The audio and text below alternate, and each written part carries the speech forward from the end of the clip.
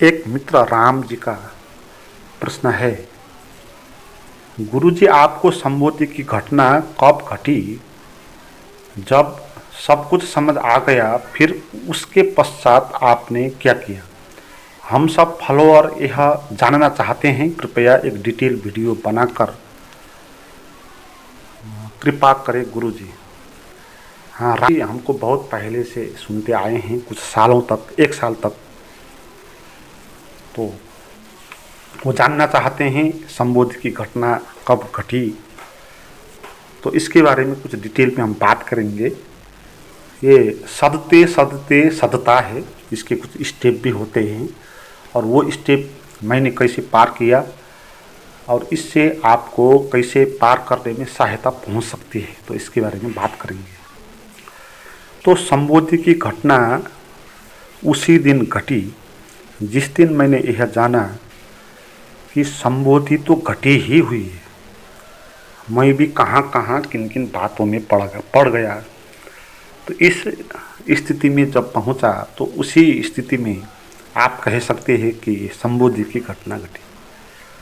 घटाने के लिए कुछ करना नहीं पड़ा, जो है उसके साथ एक हो गया, तो वो पहले ही था। इसका मतलब संबोधि पहले से थी। और इतनी सरल बात को भी जानने के लिए हमको बहुत सारे गलत रास्ते पर चलना होता है, भटकना भी होता है। क्योंकि जब तक हम भटकते नहीं तब तक हम सही रास्ते को पकड़ नहीं सकते। हमको भटकने के कारण ही पता चलेगा जो हमारे पास था वो, नहीं तो हमको मालूम नहीं होगा। मुझे पहले ऐसा ही लगता था जैसे आम लोगों को लगता है कि संबोधि जैसी कोई एक घटना होती है, वो किसी दिन घटती है और उसके लिए कोशिश करते जाना है और ज़्यादा कोशिश करना है। और मैं ज़्यादा कोशिश करने में लगता था। मैं बहुत सुनता था प्रवचनों को, इसमें ओशो को ज़्यादा सुनता था क्योंकि उनकी जो वाणी है वो बहुत शुद्ध है, वो सत्य के नज़दीक होती है। तो उनके द्वारा जो कुछ भी शास्त्रों में लिखा गया है उनका सार समझ लिया। उपनिषदों में क्या कहा गया, अष्टावक्र ने क्या कहा और संतों ने क्या कहा और भागवत गीता में क्या कहा, तो ये सब बात ओशो से सार हमने जान लिया। तो ऐसे करने में लग गए थे बहुत समय, ये सुनने में ही लगा देना और ध्यान करने में ही समय लगा देना। और ध्यान में ऐसी झलकियाँ आती थी जो सत्य को अनुभव करवाती थी, मगर उसके बाद वो रहती नहीं थी। तो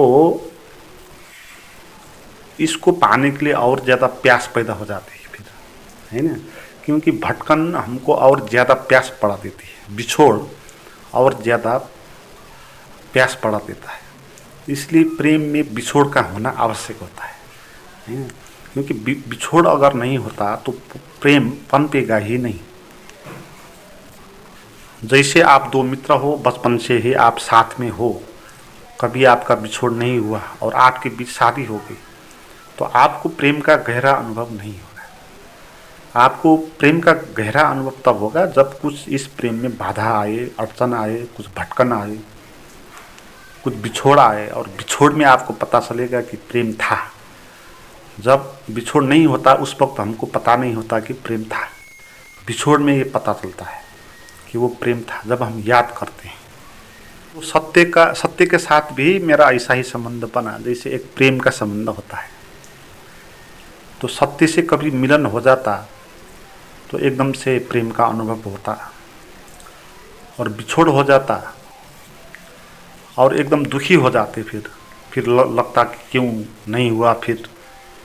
मगर ये जो बिछोड़न, ये जो पीड़ा है, प्रेम की पीड़ा, तो जब ये पीड़ा घनीभूत होती तब उसका महत्व और ज़्यादा बढ़ जाता, तो मिलन का भी उतना उत्सव हो जाता।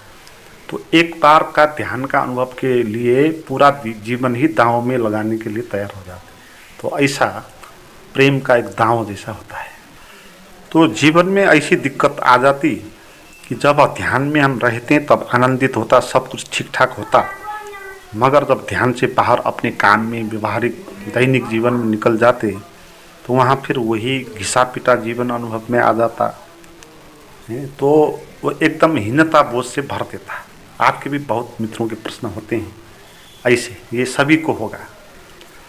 मुझे ध्यान लगातार क्यों नहीं होता, ये बात हमको बहुत पीड़ा में डाल देती, क्योंकि हम ऊंचे ऊंचे शिखर तक भी पहुंच जाते, कभी कभी बौद्धिक ऊंचाई भी हो जाती, ध्यान की ऊंचाई भी हो जाती, मगर एकदम से हम नीचे गिर जाते। कैसे हम नीचे गिर जाते, और सोसाइटी में जो आम लोग हैं उनसे भी कमज़ोर होकर हम प्रस्तुत हो जाते। तो ध्यान ने हमारा विकास किया कि क्या किया, तो ये ऐसा लगता है। मगर जितना भी गहरा ध्यान क्यों ना करे, वो 24 आवर वो होता नहीं।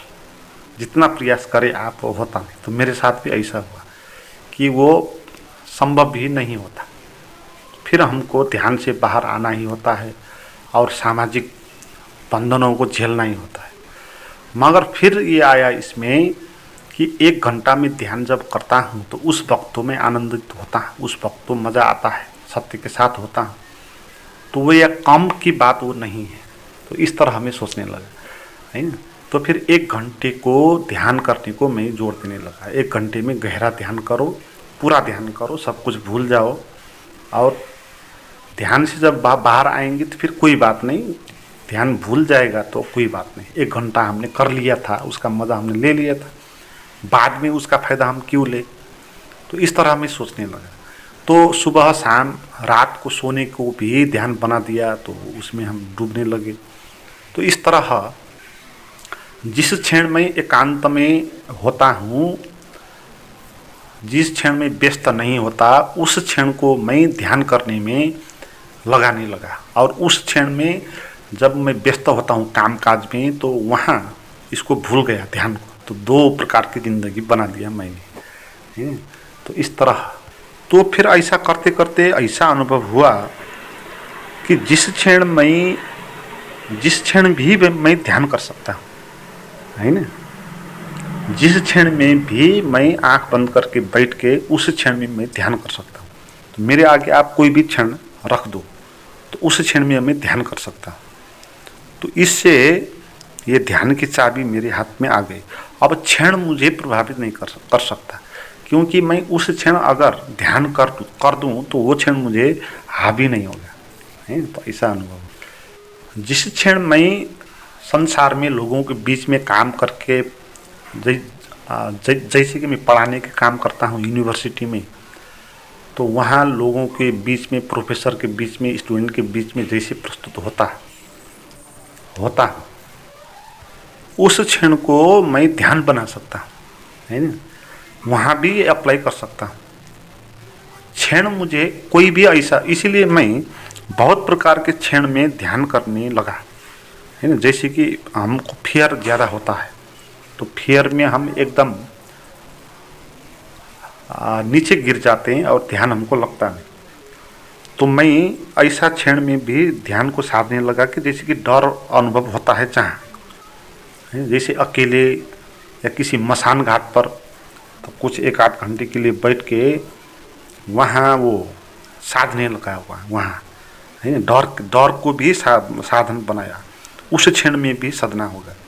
तो जैसे अभाव में भी ये सदा अभाव हो बाहर, मगर अभाव बाहर होकर भी हम भीतर ध्यान कर सकते हैं। हमारे पास पैसे नहीं है या हमारे पास कुछ समस्या चल रही है, तो उस क्षण समस्या बाहर चल रही है मगर भीतर हम ध्यान में रह सकते हैं, उस क्षण में भी हम ध्यान कर सकते हैं।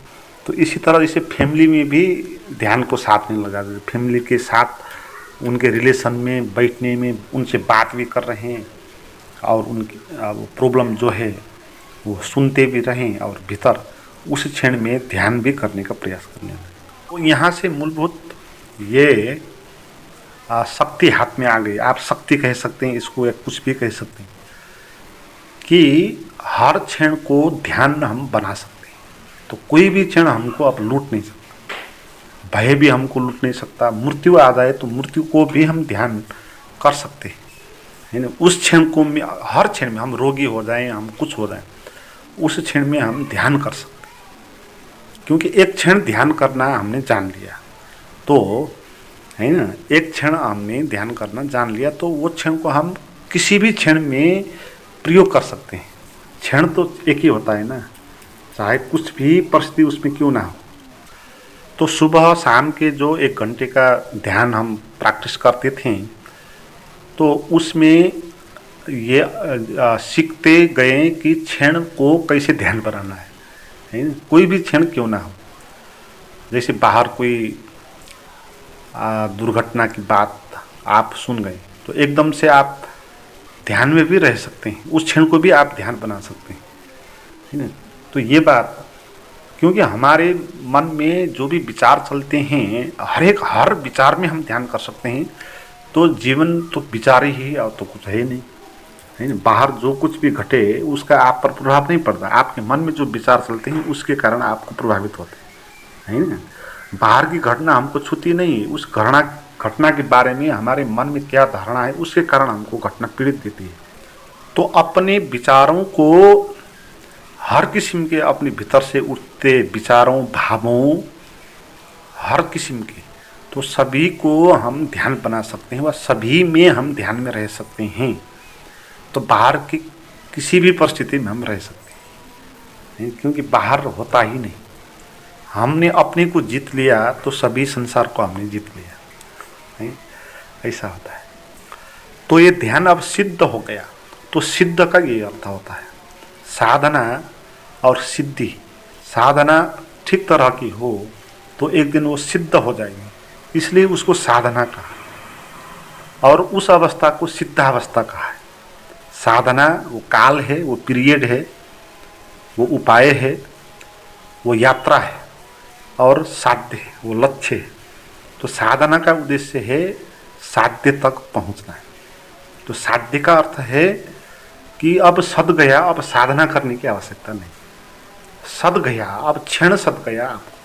हर किस्म के क्षण में आप ध्यान में रह सकते हो, उसको ध्यान बना सकते हो व उस क्षण आप अपने को जान सकते हो, जो कुछ भी आप कहें। तो फिर ये अब सद गया, क्योंकि कोई भी क्षण क्यों ना है, आपकी डेथ क्यों ना हो जाए, डेथ आपके शरीर पर होगी और आप उसको भी ध्यान बना देंगे, उस क्षण में भी आप ध्यान में रहेंगे। क्योंकि डेथ में भी मन में भय के विचार चलेंगे और ये वो चलेंगे, पीड़ा का अनुभव होगा। तो हमने पीड़ा और भय इनके साथ ध्यान में कैसे रहना है वो पहले ही सीख लिया था, है। तो अब डेथ में भी कोई मुश्किल की बात नहीं, क्योंकि डेथ होते वक्त भी मन में ऐसे ही विचार चलेंगे, मैं मर जाऊंगा, फिर मेरा क्या होगा और शरीर में कितनी पीड़ा हो रही है और ये वो भविष्य मेरा परिवार का क्या होगा। तो ये सब चीज़ें मृत्यु के क्षण में चलेगी और ज़्यादा चलेगी और है। तो उस वक्त अब ऐसे क्षणों को हमने पहले ही साधना में निपट लिए तो हर क्षण को हम ध्यान में रह सकते हैं। तो ये ध्यान अब सिद्ध हो गया, तो इसी को कहते हैं सिद्धि। मित्रों, आज के लिए इतना ही। कोई नए मित्र मुझे जुड़ना चाहते हैं, बात करना चाहते हैं तो मुझे चैट पर कर सकते हैं, व्हाट्सएप पर। उसका लिंक और नंबर डिस्क्रिप्शन में दिया हुआ है।